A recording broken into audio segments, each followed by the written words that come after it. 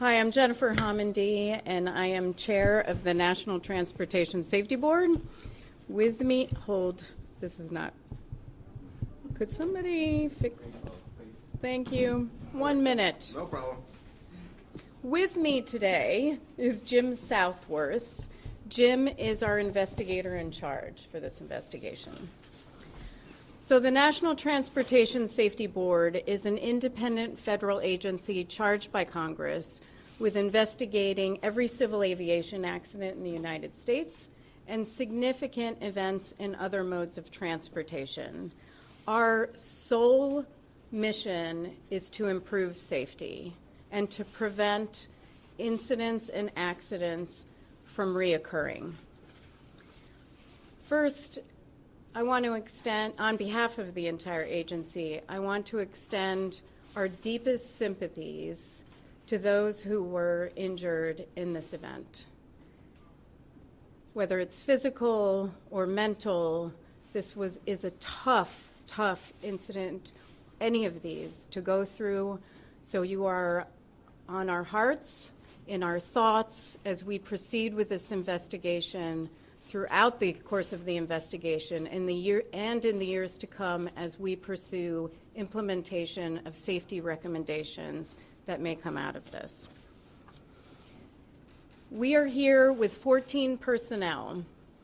We have 7 investigators with us, and we have 1 professional from our Transportation Disaster Assistance team. They provide family assistance. What they do is they visit victims in the hospital, they contact them, and they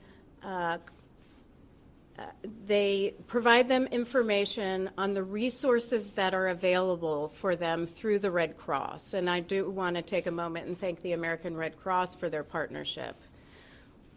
Our family assistance team is with those families throughout the course of our investigation, including through the board meeting at the end of the investigation and issuance of the final report. We always make sure that they have information. I don't have a lot of investigative information to share with you today. This is our first day on scene. We all arrived at various times last night. What I can do is tell you what we did today. We began our morning with an organizational meeting, and I'll go through some of the specifics on what we did in that meeting. And then we designated parties to our investigation.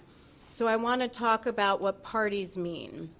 Parties to our investigation are entities that can provide factual information to us that helps us later analyze the investigation and issue findings, the probable cause, and the safety recommendations. So these are people who can provide us with facts. They are only part of the fact-finding course of the investigation. They are never part of analysis. We are an independent entity, and we do that alone. So the parties to our investigation are CTA, Federal Transit Administration, Illinois Department of Transportation, the Machinists Union District 8, and the Amalgamated Transit Union Local 308. One great advantage, other than us getting the factual information from what we call the party system, is that entities who are part of our fact-finding get investigative information so they can make safety change immediately. They don't have to wait for the issuance of our final report. Now, in addition to designating the parties to our investigation, we formed investigative groups where each of our investigators will lead a group focused on a certain portion of the investigation. So we have one group who's focused on the crashworthiness of the rail cars. They're also focused on survival factors. So what they're looking at is how do we prevent injuries and fatalities in the future? We have a group focused on track. They're looking at track conditions. They're looking at track markings, evidence of braking, and other portions of the track that they may pick up. In addition, we have a group focused on signals. They're focused on getting certain recorders and data logs from the wayside detectors and looking at the signal systems. We have a group that's focused on operations. That group will get the event recorder, and they will look at the inward and outward facing cameras. They will get all communications, radio, any tower communications, any phone communications. Now, before anyone asks, because I will be asked, we have not yet reviewed the event recorders or the inward and outward facing cameras. We will do that shortly. Right now, today was about collecting what we could and documenting the scene, which I'll go over again in a second. And then finally we have a mechanical group that's focused on all the equipment, brake systems and the like. Now, I mentioned that what we spend our day on is really documenting the scene. So our team wants to see everything as it was, take pictures that will help determine what additional information they may need. And eventually, once that documentation occurs, we can move the rail cars and the equipment to a secure storage location that CTA owns. So we can do additional documentation and analysis in that storage facility. But right now, it's really about looking at the scene as it stood after the event. On scene, we will not be doing any analysis. We are only here to get the facts. We're here to get the perishable evidence. That's the evidence that goes away once they reopen the line and clean everything up. So we need to get all of that here on scene. The analysis, the documentation like training programs, fatigue, or when someone was employed, that all can be done later from the location of our investigators. Now, we expect to be on scene for about 5 days. We are diligently working through photographing the scene, and I know there are probably some interested in when will the line reopen. We can't give you a time frame on that. We are hoping it is within the 5 days and less than that. But I can't give you an exact time yet because we want to give our folks time to document the scene. In a couple of weeks, we will issue a preliminary report. That preliminary report will only contain the factual information. It will not include analysis. That is about 12 to 18 months down the road. When we do investigations, they are incredibly comprehensive. And it includes a lot of factual information. So I do want to assure you, though, that throughout the investigation, in our party system, CTA, for example, will get information on safety issues we uncover so they can make immediate change. In addition to that, we never hesitate to issue urgent safety recommendations at any time if we feel there's some sort of urgent safety issue that we need to weigh in on, whether it's something related to CTA or something that's more systemic that we want to address. For updates, please keep an eye on ntsb.gov and all our social media. And with that, I am going to take questions. And if you could raise your hand, give your name and affiliation, that would be helpful. Yes? Stephanie Wade with ABC7.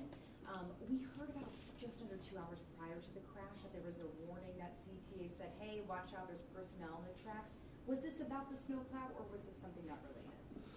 We don't know that yet. That is information that we always ask for on who was around the track, what was around the track. That's documentation we always ask for as part of the investigation. In addition to that, we will start scheduling witness interviews, including employee interviews and company interviews, and that will help determine what was going on. But part of what our investigators do is a timeline of events before the incident and after, so they can understand what happened. So, can you confirm that there was, I'm sorry, Eric calling with ABC7, can you confirm there was some sort of advisory less than 2 hours to the train operators to be on the lookout for people on the track? The question is, can I confirm that there were maintenance personnel before the track and some warning went out? I cannot. We don't know that. That is something that we will determine throughout the investigation. Steve. Steve Miller, WBBM Radio. What is, and I know you're just coming into this, obviously, but what is the single most important question you'd like to have answered first?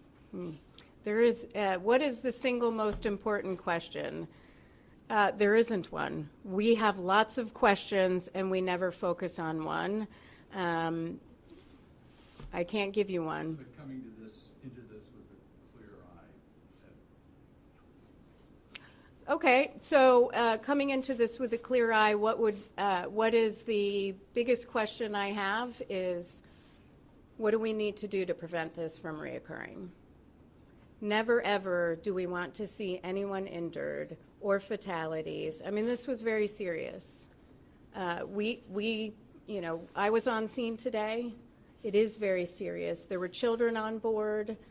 There were lots of folks, various age ranges. We never want to see a tragedy like this occur, but what we want to do is figure out how to prevent that from happening again, prevent injuries, prevent fatalities. So my biggest question is, what will do that? Yes? Vermont Terry with CBS 2 Chicago. We know that Metra and even the city of Denver has what they call the positive train control. Does the CTA use that? And at this point, do you believe that it's essential that they get on board and possibly implement that now? Great question on positive train control. That's one thing that we will be looking at. We have recommended in a prior investigation that CTA install train control technology, but that was in a previous investigation going back to 2014. That may not be a factor in this investigation. So we don't know that yet, but it's something we're going to be looking at as part of this investigation. So currently they do not use it. They don't have positive train control. They have something called automatic train control. So, What is automatic? do you want to answer? ATC automatic train control is a system that attempts to control speed of trains to avoid train-to-train accidents, to control speed of trains into work areas, those kinds of things. But positive train control is much more comprehensive, where there are actual adjustments in speed if the reaction of engineers are not proper, that type of a thing. So it's sort of on the way, but it's not a complete PTC system. So Thank you. that helps.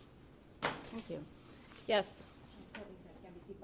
I'm just wondering, can you confirm that it was a piece of snow removal equipment and why that might be on the track during a very nice week in Chicago?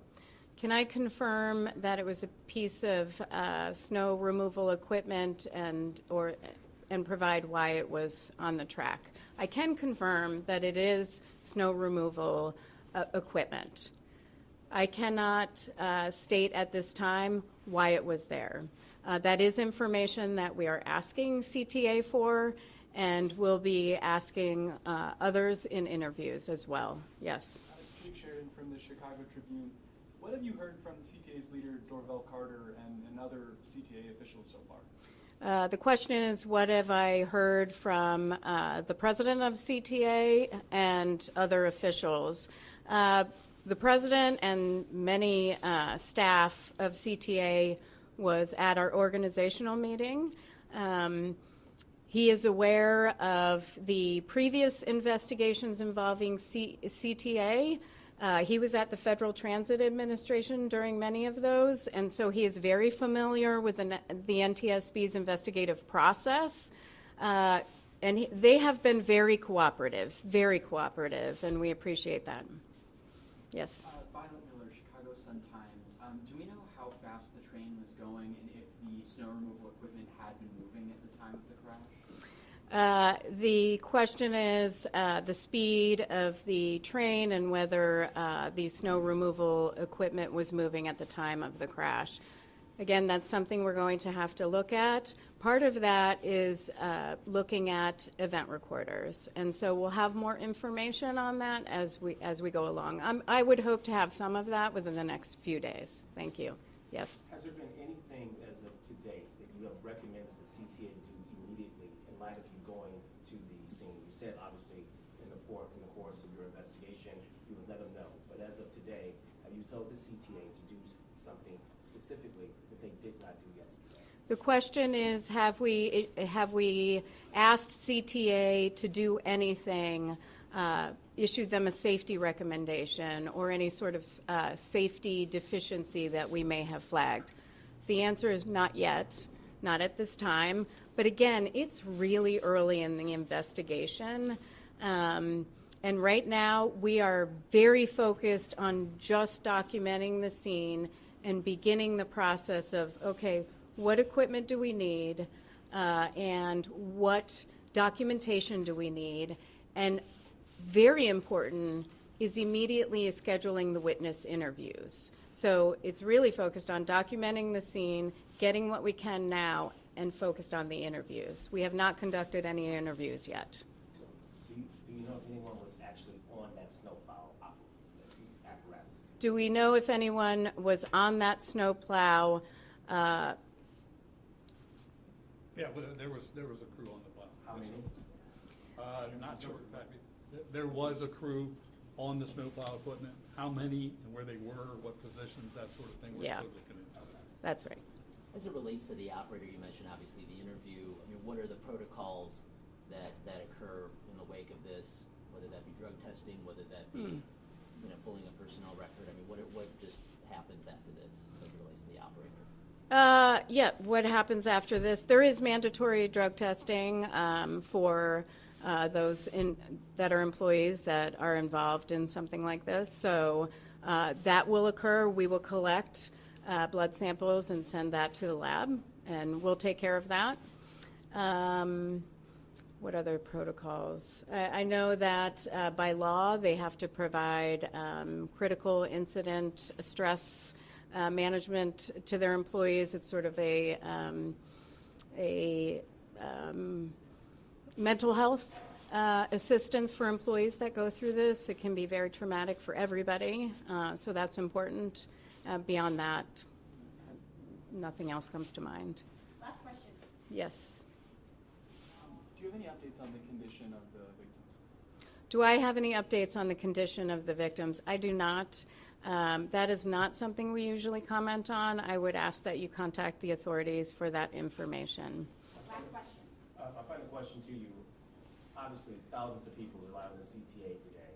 You will have 5 days, you say, to continue your process. What do you say to the everyday Chicagoan who relies on this system, wondering if I wasn't on that train, but I'm worried it could happen again? What do you tell that person who relies on transportation, a little uneasy tonight? The question is, what would I tell someone like a commuter who might be uneasy about taking the train? I would say rail transportation is incredibly safe. Incidents, unfortunately, do occur, but the most dangerous part of any commute is going on our nation's roads. 43,000 people die annually on our nation's roads. If we had more people on trains, that number would go significantly down. Thank you so much.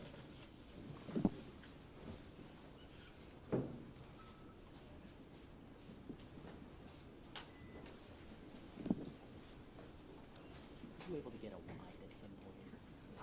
Yes, I got a two-shot. Yeah. At some point, okay. Yes. Yeah.